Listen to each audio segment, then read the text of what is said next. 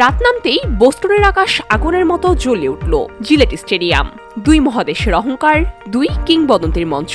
একপাশে সাম্বার ঝাঁঝালো ছন্দ, অন্য পাশে ফ্রান্সের নিখুঁত কৌশল। প্রতিটি পাসে শ্বাস থমকে, প্রতিটি শটেই হৃদয় কেঁপে ওঠে। মাঠে নেই শুধু ফুটবল, এটি শিল্পের রক্তাক্ত ক্যানভাস এবং সে শিল্পের সেরা কারিগর কিলিয়ান এমবাপ্পে। বসুন্ধরা, উত্তরা, বনশ্রী, কুড়িল ও বাড্ডা সহ রাজধানীর বিভিন্ন স্থানে অভিজাত ও অত্যাধুনিক মানের ফ্ল্যাট কেনার এক নির্ভরযোগ্য প্রতিষ্ঠান প্লেজেন্ট প্রপার্টিজ লিমিটেড।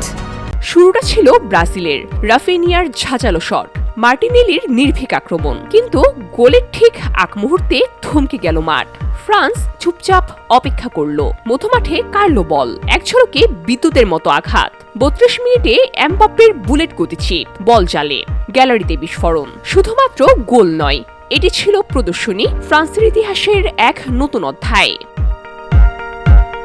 দ্বিতীয়ার্ধের ৫৫ মিনিট, ফ্রান্স পেল লাল কার্ড। ১০ জনে নেমে এলো তারা। ব্রাজিল চাপ তৈরি করলো, কিন্তু ফ্রান্স থেমে থাকলো না। ৬৫ মিনিটে নিখুঁত থুর, এক ঝলকে গোল। ফ্রান্স তখন এগিয়ে ২-০ গোলে।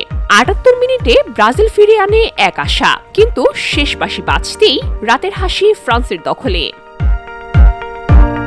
১০ জনে নেমেও সাহস, ছন্দ, ধৈর্য। ফ্রান্সের জয় শুধুমাত্র স্কোর নয়, এটি মানসিক দৃঢ়তার গল্প।